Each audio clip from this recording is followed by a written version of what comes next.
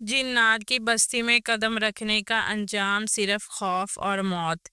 ایک دفعہ کا ذکر ہے، ایک گاؤں کے کنارے پرانی ویران بستی آباد تھی، جس کے بارے میں مشہور تھا کہ وہاں جنات کا بسیرا ہے۔ لوگ اس بستی کے قریب جانے سے بھی ڈرتے تھے۔ اسی گاؤں میں ایک لالچی باپ اور اس کا بیٹا رہتے تھے، جن کا لالچ کبھی ختم نہیں ہوتا تھا۔ ایک دن دونوں نے سنا کہ جنات کی بستی میں خزانے دفن ہیں۔ لالچ میں اندھے ہو کر وہ رات کے اندھیرے میں بستی جا پہنچے۔ چاندنی رات میں بستی کا منظر عجیب تھا۔ سناٹا، ٹوٹی پھوٹی عمارتیں اور ہوا میں سرگوشیاں۔ باپ بیٹے نے ایک پرانی مسجد کے نیچے کھدائی شروع کی۔